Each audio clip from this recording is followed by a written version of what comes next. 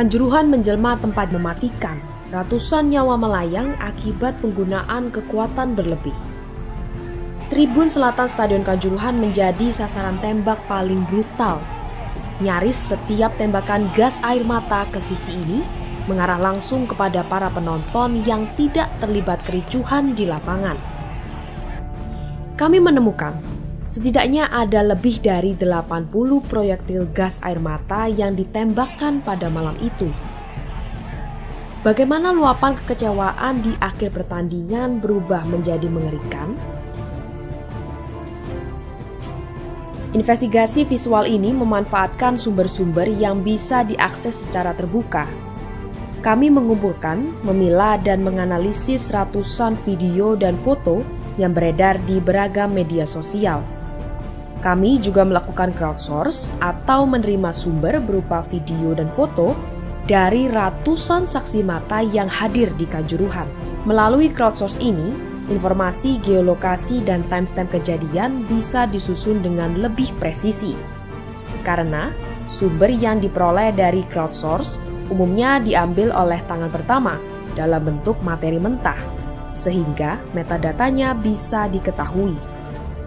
Dengan itulah, kabut kerutan peristiwa Kanjuruhan bisa lebih tersingkap.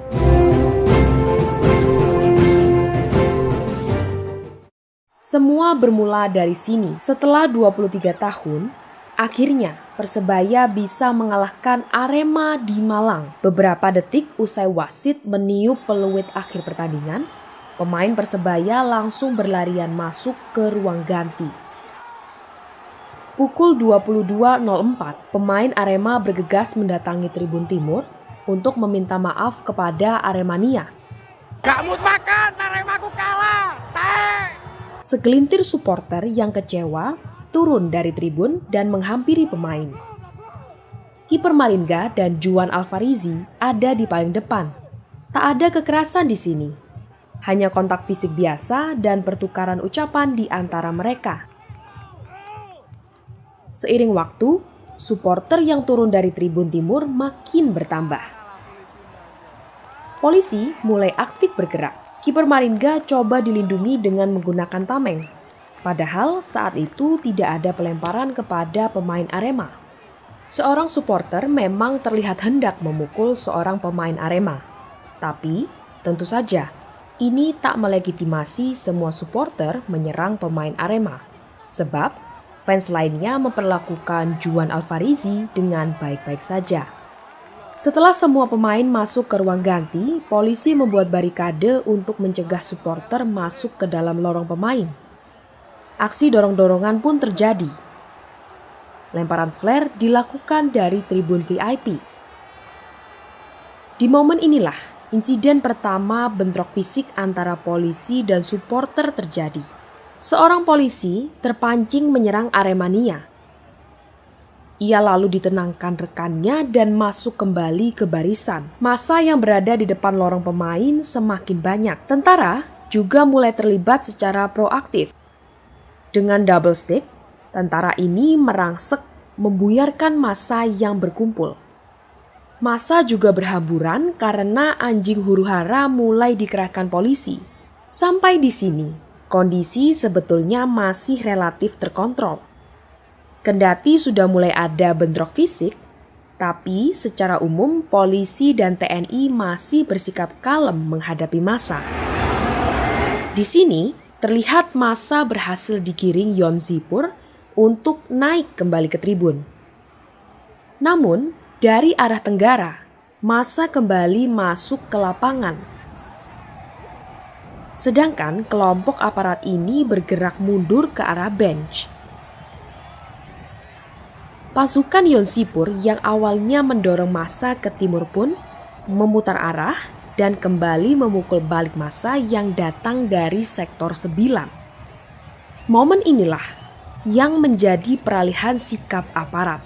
TNI mulai bertindak represif terhadap supporter yang tertinggal dari teman-temannya. Adegan kungfu yang viral di media sosial terjadi pada fase ini.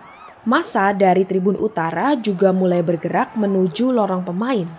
namun dibiarkan saja oleh pasukan Brimob yang berjaga di tengah. Dorongan aparat Yonsipur sebenarnya membuat massa berhasil mundur dan naik kembali ke tribun.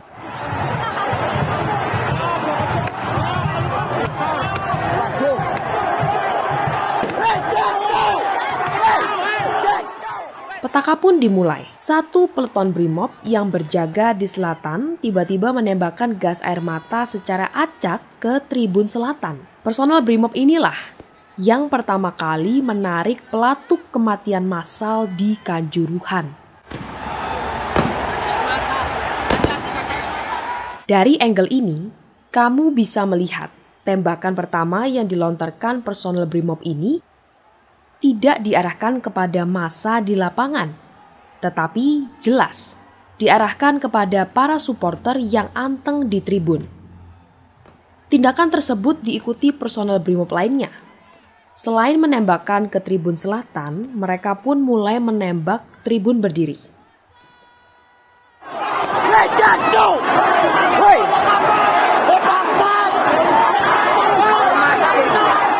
Sampai di sini, belum ada tembakan yang diarahkan kepada massa yang masuk ke lapangan. Yang harus kamu ketahui, Kanjuruhan itu unik. Di sini terdapat tribun berdiri. Namun, kamu jangan mengira tribun berdiri itu seperti yang ada di Signal Iduna Park milik Borussia Dortmund. Tribun berdiri Kanjuruhan tidak berbentuk tribun, tapi terhampar pada lahan datar yang dicor semen. Jadi, jangan menganggap supporter yang berdiri di bawah sini sebagai perusuh. Mereka berada di bawah situ karena memang disediakan oleh panitia penyelenggara. Mereka masuk juga dengan membeli tiket. Setelah itu, rentetan tembakan gas air mata personel Brimob ke dalam tribun memicu kepanikan. Polisi berdalih, tembakan gas air mata adalah respon atas tindakan massa yang mau menyerang. Jika kamu melihat video ini, apakah kamu melihat gelagat supporter di dalam tribun ini mau menyerbu aparat? Insiden ini terjadi pada jam 22.08. Ada 11 tembakan dilakukan Brimob pada fase awal ini.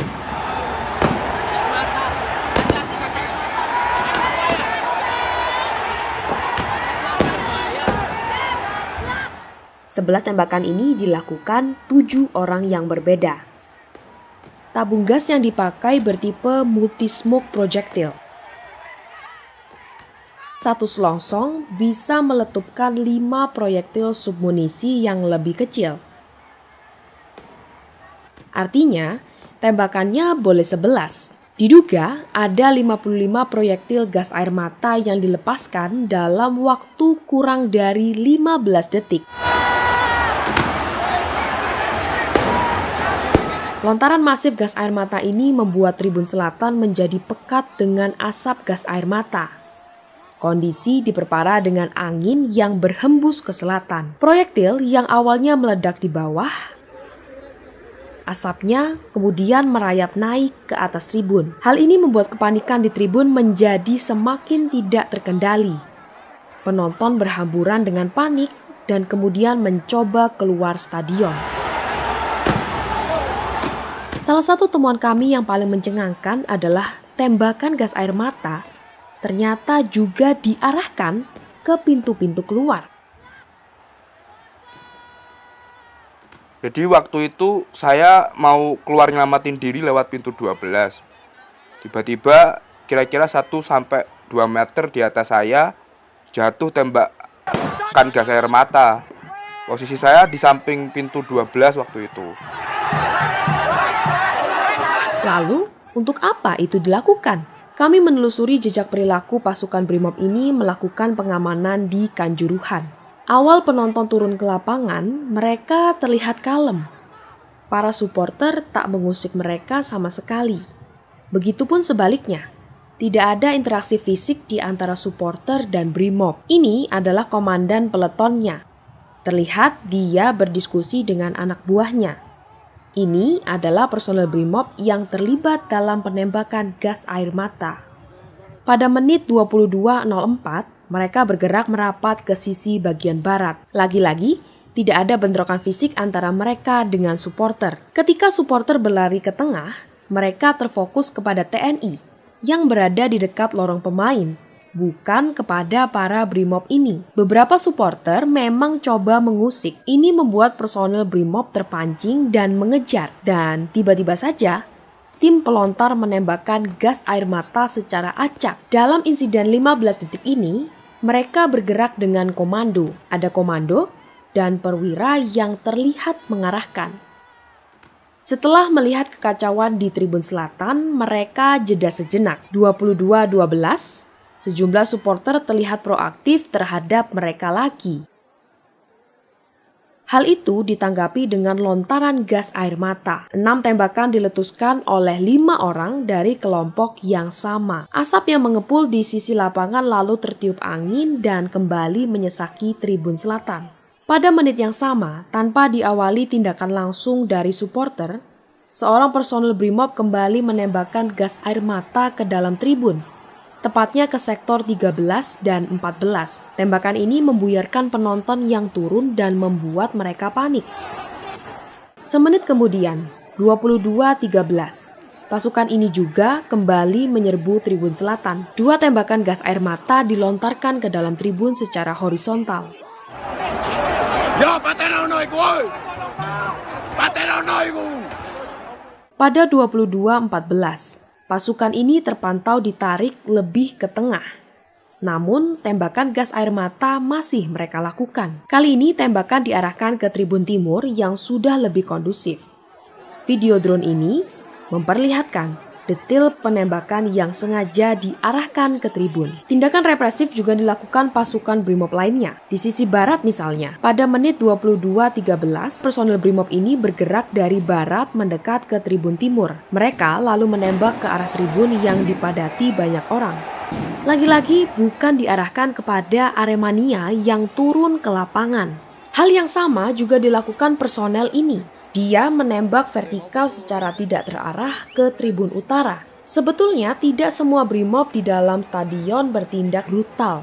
Brimob yang berjaga di utara relatif tenang. Mereka terlihat tidak terpancing untuk menembakkan gas air mata. Selain Brimob, penembakan gas air mata juga dilakukan personel Polres Malang. Hal ini bertolak belakang dengan arahan Kapolres Malang, AKBP Ferly Hidayat, yang melarang anak buahnya menembakkan gas air mata. Seperti apapun nanti dinamikanya, tolong jangan sampai kita melakukan kekerasan yang eksesif. Ada satu momen yang memperlihatkan kebrutalan anak buah Ferly. Kamu bisa lihat lintasan proyektil melengkung jauh ke atas dari bench pemain hingga tribun penonton di sisi timur. Hal ini memperlihatkan prosedur pengamanan yang tak terarah. Terkait dengan anggota kami yang bersalah juga akan diproses. Kemudian pemanggilan saksi ini dalam rangka melengkapi penyidikan. Dan saat ini kami akan koordinasi dengan kejaksaan dan akan diajukan ke sidang. Di luar itu ada 19 anggota kami yang masih juga dalam pemeriksaan kode etik. Pelaku penembakan adalah orang ini. Hal kasat mata yang membedakan gas air mata yang ditembakkan personil Sabara dan Brimob adalah jenis proyektil dan asapnya. Model yang dipakai Sabara Polres Malang adalah single amunisi dengan asap yang lebih banyak dan lebih pekat. Sedangkan Brimob menggunakan multi-smoke projectile yang lebih pipih dan kecil. Dalam sekali tembak, dia akan melepaskan banyak submunisi lebih kecil dan menyebar. Meskipun secara kepekatan asap tidak begitu tebal, multi-smoke projectile memiliki efek 3 kali lebih panas dan perih ketimbang tabung selongsong biasa. Di sisi lain, Mabes Polri sendiri sudah mengakui bahwa dalam insiden di Kanjuruhan, pihaknya menggunakan gas air mata yang kadaluarsa. Kamu bisa lihat selongsong ini kadaluarsa pada 2019. Masa penggunaan gas air mata adalah 3 tahun. Ya, ada beberapa yang diketemukan ya. Yang tahun 2021 ada beberapa ya. Itulah mengapa ketika 55 tabung gas air mata ini ditembakkan secara masif ke dalam Tribun Selatan, maka efeknya jauh lebih terasa. Itu kepulan itu dikelilingi gas air mata saya pas di bawah itu. Tapi masih bisa lari ke atas? Bisa sambil gini, berusaha melek. Kalau pas saya itu saya nggak lihat soalnya baru naik terus turun dikit itu udah ada selselan, jadi nggak ngelihat pintunya, nggak lihat depan, tiba-tiba udah gini aja saya. Tidak sedikit yang meninggal di atas tribun selatan. Salah satu korbannya ialah personil Polri sendiri, yakni Bribtu Fajar Yoyo Sugiono yang bertugas di tribun.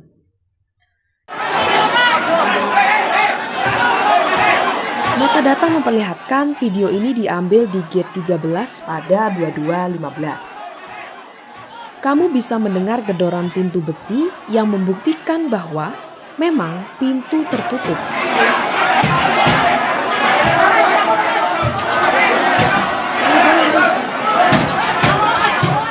Ini selaras dengan video yang viral di media sosial.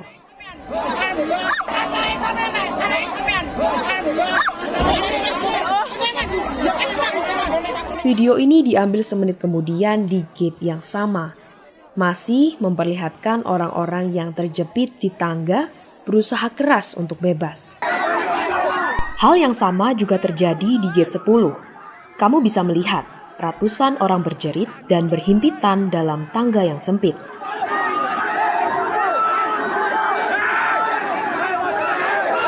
Ini video di gate 12. Banyak korban terjepit hingga terdorong dan jatuh dari tangga.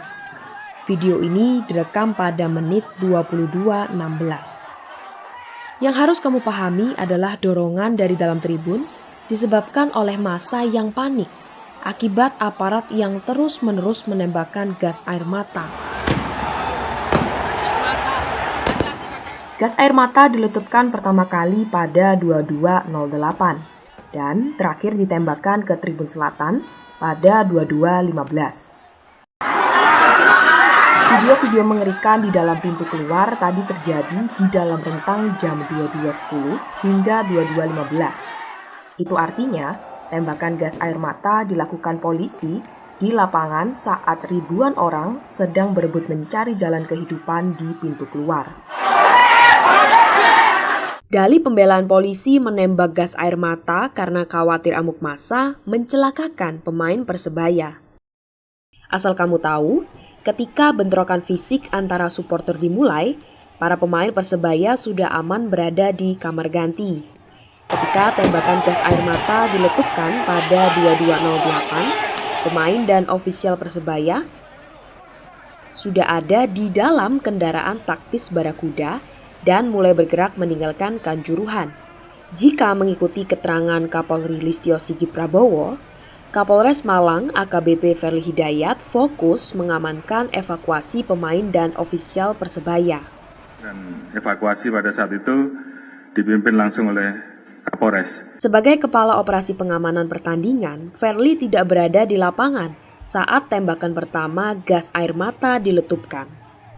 Jika tindakan di dalam stadion memang dilakukan untuk mempermudah pengamanan dan evakuasi para pemain dan ofisial tim Persebaya, situasi di luar stadion ternyata tidak sejalan.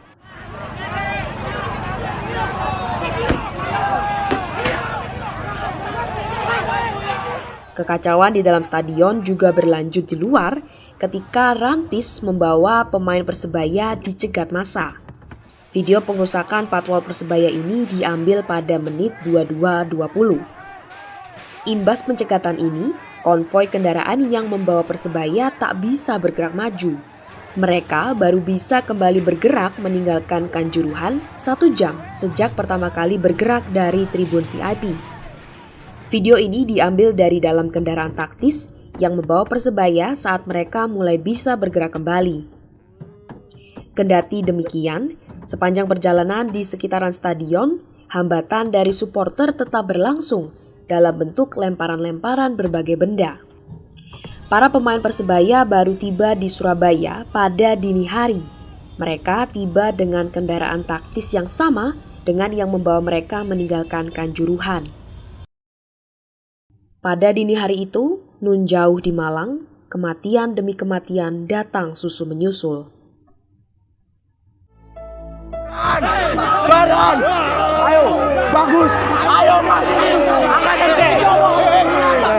Ya angkatan. Mas, angkatan C. Ya sabar. Angkatan C mas.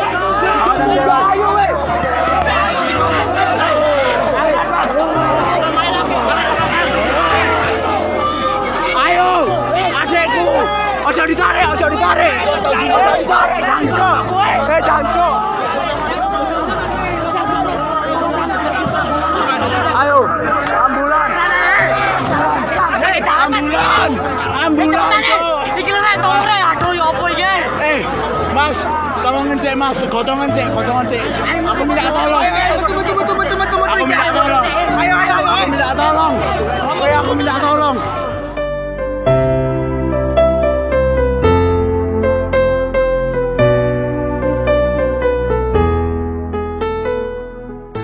Halo, saya Akwam, produser yang memimpin proyek liputan ini. Seluruh material yang barusan kalian lihat dikumpulkan dengan metode open dan crowdsource. Terima kasih kepada Aremania dan para penyintas peristiwa Kanjuruhan yang mendokumentasikan segala yang terjadi dan membagikannya kepada kami. Kami juga mendapat bantuan dari pandit football yang menyebarkan informasi hotline crowdsource kami. Tak lupa IDN Times yang membantu dalam upaya konfirmasi kepada pihak polisi. Dalam laporan ini, standing point kami jelas dan tegas. Para korban dan penyintas harus mendapat keadilan seadil-adilnya.